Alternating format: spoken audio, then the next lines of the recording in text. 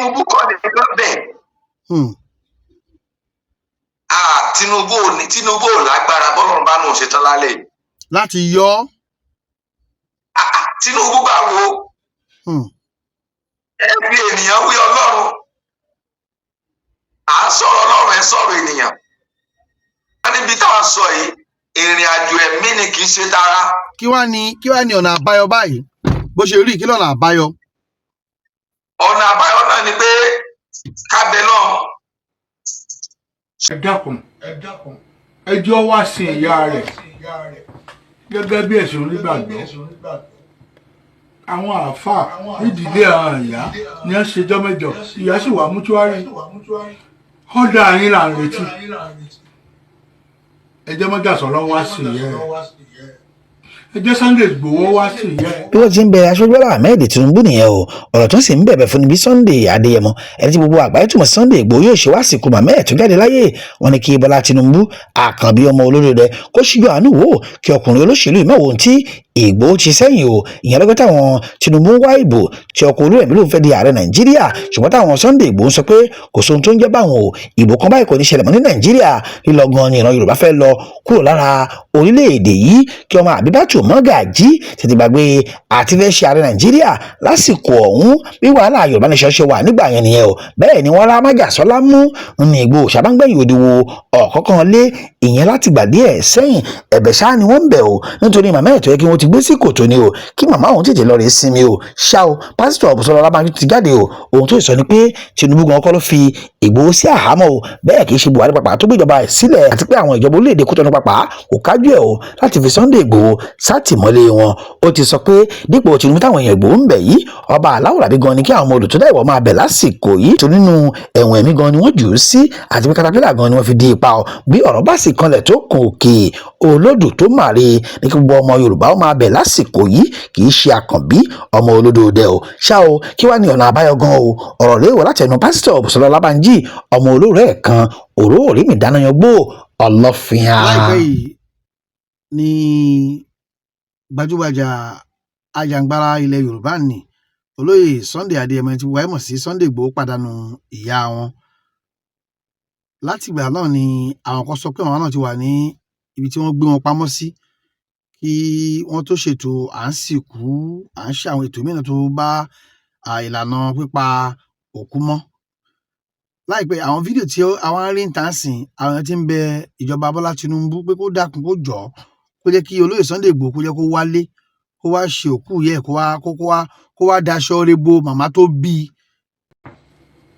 Ìyá ń bẹ mútúárì bàbá. Ẹ dákun ẹjọ́ wá sí ìyá rẹ̀ gẹ́gẹ́ bí ẹ̀sùn onígbàgbọ́. Àwọn àáfàá nídìílé àwọn ìyá ni wọ́n ṣe jọ́mẹ́jọ, ìyá sì wà mútúárì. Ọ̀dà yín là ń retí. Ẹjẹ́ mọ́jà sọ̀rọ̀ wá sí ìyá rẹ̀. Ẹjẹ́ Sunday Igboho wá sí ìyá rẹ̀. Ọmọ rẹ ló gbẹ̀yàwó náà, ọwọ́ wa bu arúgbó wa. Ẹ jẹ́ kọ́wọ́ ọmọjà sọ̀rọ̀ bo ìyá rẹ̀. Ẹ dákun ẹ̀bẹ̀ là ń bẹ̀ bàbá. Akanbi ọmọ Abibatu Mogaji mo mọ kí yín jù bá ń lọ ìfẹ́ lọ fọ́dà ní. Ẹ dákun ṣàánú ọ̀rẹ́ mi ẹjọ́ wá sí yẹn. Gbogbo wa là ń gbàdúrà láyé pé ọmọ wa ni kó ṣe kíni kó ṣe lédè lẹ́yìn ẹ̀. Ẹ jẹ́ mọ́jà sọ̀rọ̀ wa ṣe lédè lẹ́yìn ìyá ẹ̀. À ń bẹ̀bẹ̀ ní ẹ dákun ẹ ṣàánú wa. Kò sí tó ṣe dẹ́rọ̀ mi ò ṣe rí ara àyà tí wọ́n fi ń jẹ wá tí wọ́n fi láàrin fi ń jẹ wá nìyẹn. Wọ́n wá lé ọmọ aládé wọ́n lé sẹ́yìn odi kò yẹ kó rí bẹ́ẹ̀. Ẹ̀bẹ̀ Tinubu náà ń bẹ̀, ṣùgbọ́n nínú nǹkan tẹ́yìn ti bá aṣọ ṣáájú àsìkò yìí ni pé kì í ṣe Tinubu gan ló fi Sunday Igboho sí àhámọ́ o, òun kọ́ ló fi síbẹ̀. Buhari gan pàpà apá ẹ̀ ò ka ọba tí ó dá Sunday Igboho ọ̀dọ̀ àwọn alààyè ló fi pamọ́ síbẹ̀, ní pé nínú ìjọba ẹ̀mí gan ni wọ́n ti fi pamọ́. Bàbá bó ṣe wá rí yìí sà, kí ni àwọn tí wọ́n ń bẹ Tinubu yìí kílẹ̀ kan ṣe gan? Tinubu nìkan bẹ̀ ni àbọ̀ Ọlọ́run ọba tí ẹ̀yin sọ pé òun ló fi Sunday Igboho pamọ́. ìbéèrè jẹ́ ìbéèrè tí ó le díẹ̀. Ohun tó fi le bẹ́ẹ̀ ni pé àwọn èèyàn ò fòótọ́,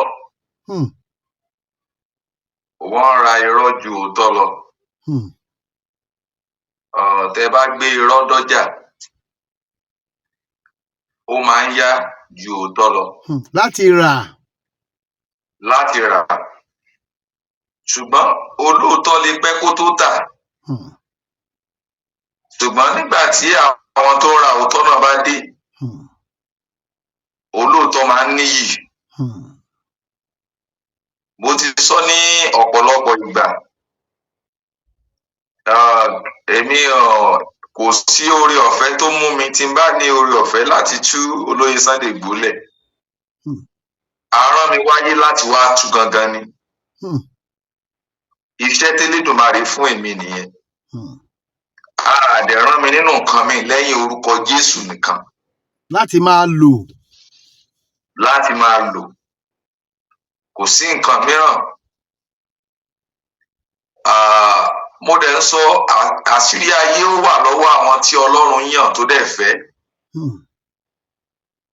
Àṣírí wà níbì kan tí ò yí ọ̀pọ̀lọpọ̀. Mo gbàdúrà àtèmi àtẹ̀yin a ò ní ṣẹ̀. Amen. A ò ní ṣẹ̀ sọ́wọ́ ayé. Amen. A ò dẹ̀ ní ṣẹ̀ sọ́wọ́ afinisùn. Amen. A dẹ̀ ní ṣẹ̀ débi pé ẹni tó ní wá yóò kẹ̀yìn sí wa. Amen. Mo ti sọ ní gbogbo ìgbà pé ìdánwò ògo ni olóyè Sunday Igboho ń jà lọ́wọ́. Ló ń là kọjá lọ́wọ́lọ́wọ́. Bẹ́ẹ̀ ni ogun ògo ni. Ṣùgbọ́n ọ̀nà tí wọ́n gbé gbà ló fi dàbẹ́ ni pé wọ́n ń pẹ́ níbẹ̀. Àwọn ẹ̀dá kan wà tí Ọlọ́run dá tó ṣe pé kò sí bọ́lọ̀ ṣe fẹ́ fẹ́ràn ẹ̀ tó. Ilé ayé ni wàá ti jẹ ìyà nǹkan tó ṣe. Torí pé Ọlọ́run májẹ̀mú kan wà tí Ọlọ́run sọ tí mo fi bẹ̀rẹ̀, ó ní òun ó ṣàánú fáwọn tó ń ṣàánú fún. Bẹ́ẹ̀ ni. Àwọn ẹ̀dá kan wà, àwọn ìránṣẹ́ tó súnmọ́ mi tó jẹ́ ìránṣẹ́ Ọlọ́run gan máa sọ fún wọn. Anointing yẹn tó ní kò ní kó má jíṣẹ́ ibi tó bá ṣe. Anointing ò ṣe àṣegbé. Ọlọ́run pè mí, mo lè sọ gbogbo irọ́ ni o. Mọ́tàn rẹ̀ tó bá ṣe dáadáa wàá rí dáadáa. Bó dẹ̀ sáburú wàá rí aburú. Nǹkan tí mo sọ nípa Sunday olóyè Igboho mi ò gbàdúrà fún. Ọlọ́run ló pè mí wá wò ó, ibi tí ìránṣẹ́ ẹ fẹ́ wà for now ni.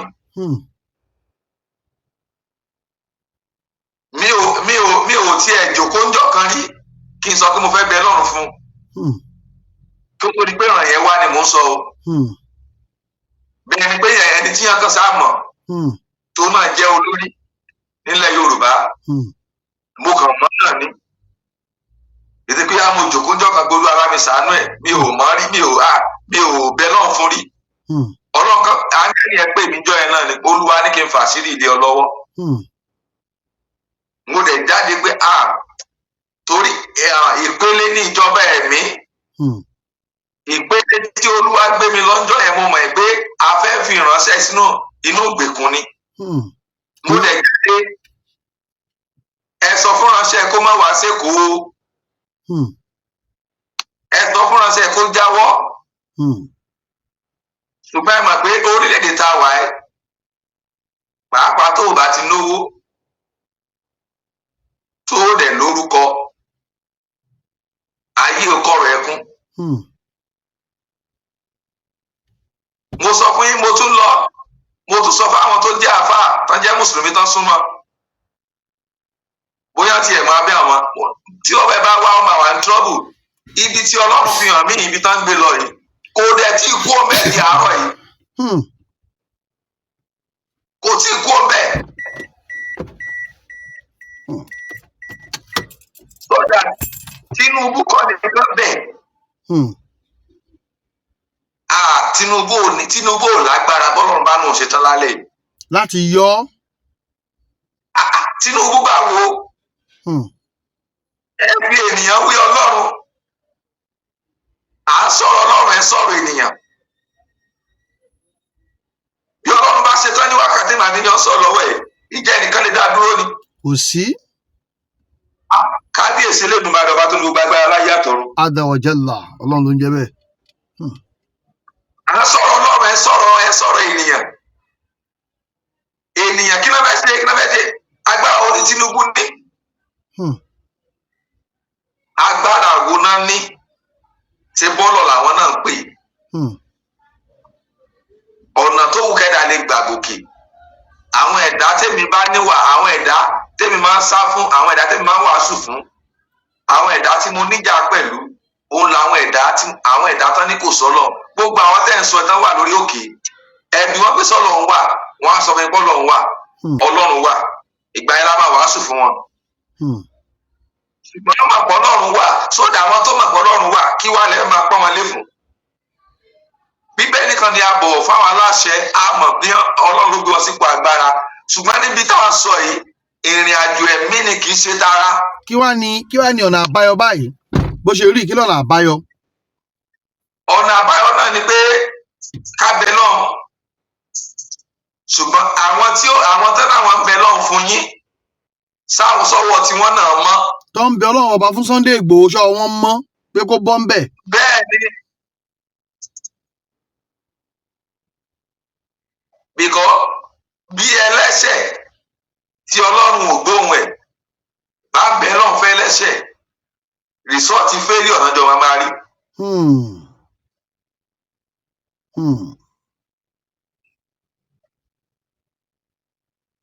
Òtítọ́ Bíbélì jẹ́ kó ra pé kò sí ẹnìkankan tó mọ̀ bí ó ṣe Kristi. Bọ́ síbẹ̀síbẹ̀ so tiẹ̀ níbi 30% láti wọ ẹ tó ní ayé rẹ̀. Pásítọ̀ bó ṣe wá rí yìí, irú àwọn pásítọ̀ wo, irú àwọn àfáà wo gan, àbáwọn wòlíì wo gan ni wọ́n lè kóra jọ tí Ọlọ́run á fi tú okùn lọ́rùn Sunday Igboho tàbí àsìyẹ́ ní Nàìjíríà? Ẹ ló sà, kì í ṣe pásítọ̀ nìkan lọ́lọ́run fún lẹ́bùn láti bá sọ̀rọ̀. Kì í ṣe wòlíì nìkan lọ́lọ́run fún lẹ́bùn láti bá sọ̀rọ̀. Gbogbo ẹni tó bá ní agbára lórí ahọ́n lọ́lọ́run fún lórí ọ̀fẹ́. Tẹ bá fún mi láyè bá ka Bible verse kan. Ó yá. Joel 2:32 says, whosoever call upon the name of the Lord shall be delivered. Whosoever. Ẹnikẹ́ni tó bá porúkọ Ọlọ́run ọba. Kì í ṣe pastor. He's not prophet. Whosoever, anybody tó bá wù kó jẹ́. Tó bá pe Ọlọ́run ọba, á dá lóhùn. Tó bá pe Ọlọ́run ọba, yóò rí ìgbàlà. Ṣùgbọ́n Bíbélì náà sọ pé pẹ̀lú ọwọ́ mímọ́ àti àyà funfun. Lálẹ́ fi pè é.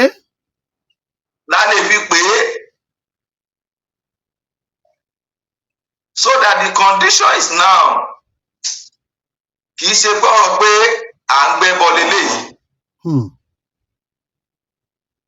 Sunday Igboho máa jáde kò lè kú síbẹ̀. Àmín o. Àfihàn mi ni ikú kọ́. Ibi tó fi sí mo sọ fún pé níjọba ẹ̀mí mo sọ. Tán bá jáde kán challenge ọ̀rọ̀ mi tọ́nà bá ṣí wọn lójú. Tọ́nà bá ṣí lójú ni wọn kó challenge ọ̀rọ̀ mi. Caterpillar náà fi blọ́ọ̀kì bẹ̀. Caterpillar. Bẹ́ẹ̀ ni mo sọ fún yín, Caterpillar. Kì í ṣe pé wọ́n gbé wọ́n fi ilẹ̀kùn àbí àgẹ́nẹ́dì. Kì í ṣe sẹ́ẹ̀lì o, kì í ṣe sẹ́ẹ̀lì. Bí yàrá ni bí inú ilé ni. But entrance tó jáde ń bẹ̀, Caterpillar kì í ṣe prison o. Tẹ́ bá lọ àwọn fídíò mi, inú ilé ni. But wọ́n blọ́ọ̀kì ẹ̀ papọ̀, Caterpillar náà fi dúró síbẹ̀. Tán fi ṣe pamọ́ bẹ́ẹ̀. Bẹ́ẹ̀ ni, tẹ́ bá dẹ̀ wo life tán gbé ní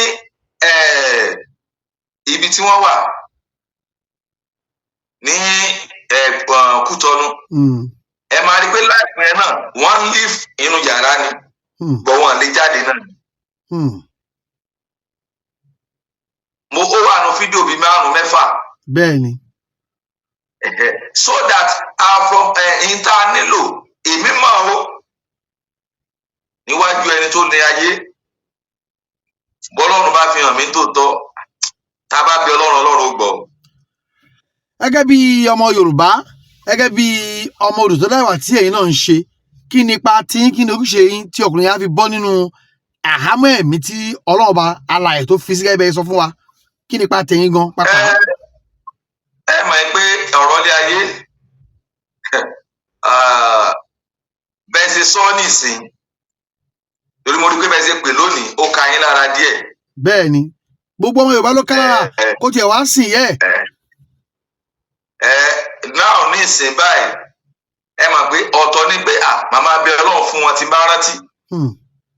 Ọ̀tọ̀ ni pé mo fẹ́ jókòó polúwa mo fẹ́ bẹ Ọlọ́run fún lágbájá. Torí mi ò parọ́ ẹ̀rọ sáà ẹ̀kọ̀ọ̀kan ti bá rántí mo máa ń gbàdúrà fún olóyè Sunday Igboho. But náà ní ìsìn ti gbé ẹni sọ ní tọ́pìkì báyìí. Bẹ́ẹ̀ni. Àwa náà bá yín sọ ní tọ́pìkì. Bẹ́ẹ̀ni fún ìran Yorùbá. Níwájú ẹni tó ní ayé. Níwájú ẹni tó ní ayé. Ẹni Ọlọ́run ni mò ń sọ. Gbogbo ní Sunday Igboho dà pátápátá ọwọ́ Ọlọ́run ló ti wá. Bẹ́ẹ̀ni. Gbogbo ní Sunday Igboho dà ọwọ́ Ọlọ́run ló ti wá. Ogun ògo ni. Ṣùgbọ́n nǹkan tó ogun ògo máa ń ṣe ni pé ọ̀nà wo ló fi ní Ọlọ́run ní ogun ògo yẹn fi wọlé ìwọ tó ogun ògo fẹ́ jà ṣé nínú ìmọ́lẹ̀ ló wà ní àbí nínú òkùnkùn. Àwọn ẹ̀dá kan wá tẹ pé ìmọ́lẹ̀ náà gbé wáyé irú tí mo sọ fún Sunday Igboho yẹn nísìn tí bá ṣe tí ò dáa fún yàn láàárọ̀ kílẹ̀ tó ṣú màá gba rìsọ́ọ̀tì ẹ̀ o èmi ti mọ̀ yẹn nú ayé tèmi. So that mi ò try láti pretend or láti parọ́ fún yàn because result ẹ̀ sì ń bọ̀. Ní kánkán. Ìdájọ́ tèmi kò pẹ́ o. Látọ̀dọ̀ Ọlọ́run sí yín. Kí tó báyé lè bẹ́ẹ̀ ni ìdájọ́ mi ò pẹ́ bẹ́ẹ̀ ni mo sọ fún yín ìdájọ́ mi ò pẹ́ o. Bàbá nítorí àsìkò kókó ohun tẹ́ ṣàfẹ́ sọ fún wa ni pé ẹ̀yin náà ti wọnú àdúrà báyìí. Màá fi sínú àdúrà. Màá fi sínú àdúrà. Àdúrà báyìí ò ṣe pé bóyá kí a máa bú èèyàn kan. Àdúrà àbẹ̀ náà ni. Àánú máa jẹ́ mú kan náà lọ́rùn fún yàn. Máa jẹ́ mú kan lọ́rùn fún yàn. Máa jẹ́ mú kan tó Ọlọ́run fún gbogbo ẹ̀dá tó wà láyé náà ni pé ó lóun Ọlọ́run òun ó ṣàánú fún àwọn tó ó ṣàánú fún. Bàbá bó ṣe wá rí i sá àwọn míì náà lè fẹ́ kun yín o pé bàbá ẹ̀gá àjọ gbàdúrà yìí ẹ fi nọ́mbà yín sílẹ̀ àwọn tó bá nífẹ̀ẹ́ láti kun yín nínú ìfàdúrà jagun kí olóyè Sunday Igboho lè bá a bọ́ ẹ fún wa nọ́mbà yín sá ẹ bá a pè é. Ó dà nọ́mbà mi 070 41 25 37 67. Lẹ́ẹ̀kan sí. 070 41 25 37 67. Lórí ọ̀rọ̀ ṣọ́. Èmi máa gbé tá a bá bẹ Ọlọ́run. Ó ní ẹni tó létí ṣé wàsálà ẹni tó dá etí ṣé wàsálà ìgbọ́. Tá a bá bẹ Ọlọ́run máa gbọ́. Ṣùgbọ́n tá a bá bẹ Ọlọ́run kí àmọ̀pọ̀ Ọlọ́run máa gbà.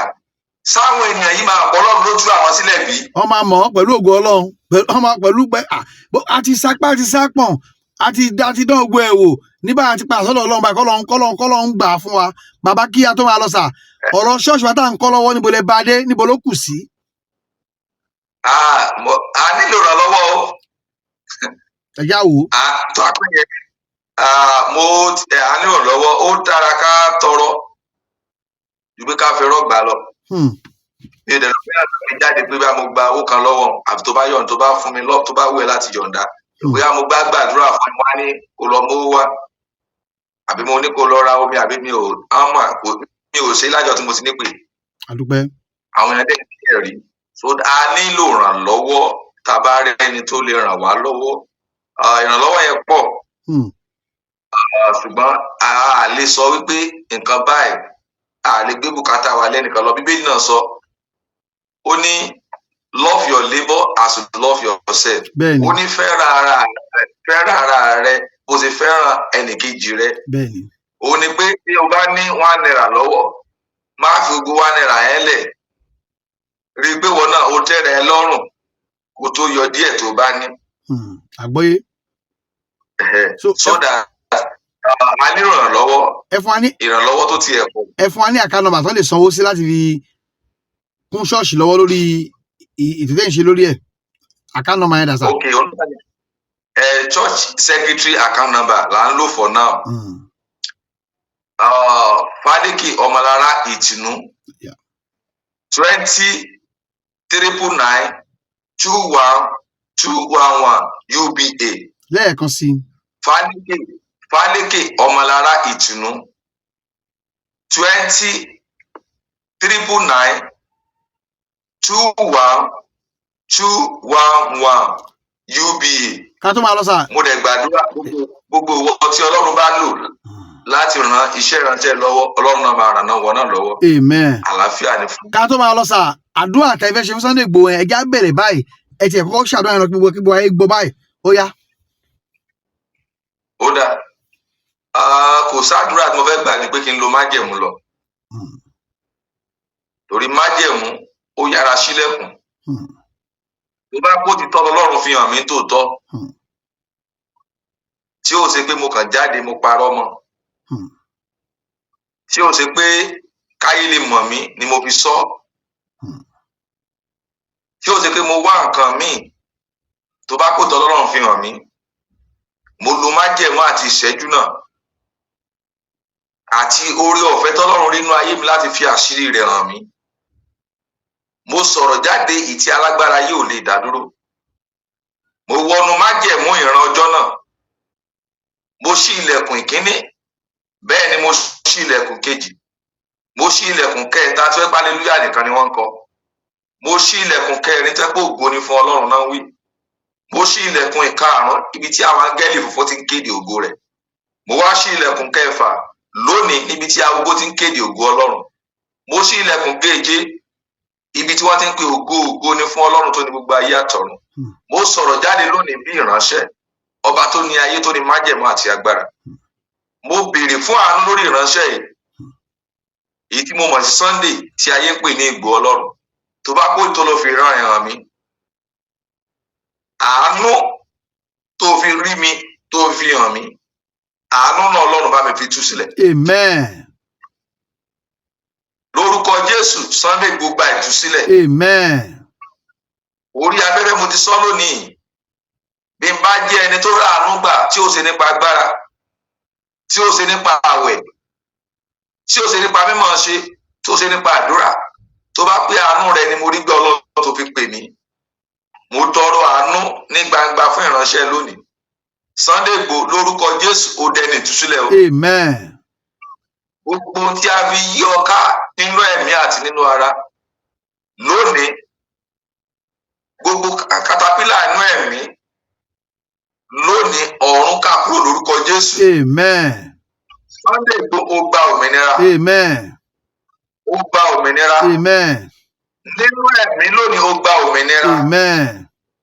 Lórúkọ Jésù ó gba òmìnira. Amen. Àṣẹ ìfún bẹ́ẹ̀ ni kò yí padà. Amen. Nípa ti agbára tó ní ayé àtọ̀run. Amen. Ògo ni fún yín Ọlọ́run. Hallelujah. Ògo ni fún yín tẹ́ lórí ayé. Hallelujah. Jésù Olúwa tó lè gbàlà. Àmín. Àmín. Àmín lórúkọ Jésù. Hallelujah o. A ti bẹ̀rẹ̀ náà nìyẹn. Láìpẹ́ láì jìnnà jẹ́ ká wo tí Ọlọ́run ó ṣe. Olúwa yóò ṣe dáadáa. Àwọn ò lágbára láti control ẹ̀ tó rò lónìí wá. Ìgbà ní oore ọ̀fẹ́ láti bá bàbá wa sọ̀rọ̀. So that oore ọ̀fẹ́ náà làwọn máa lò bá a ṣe tún lò yìí. àlàáfíà kó máa bá yín lọ. àlàáfíà Ó dàbọ̀. ó dàbọ̀.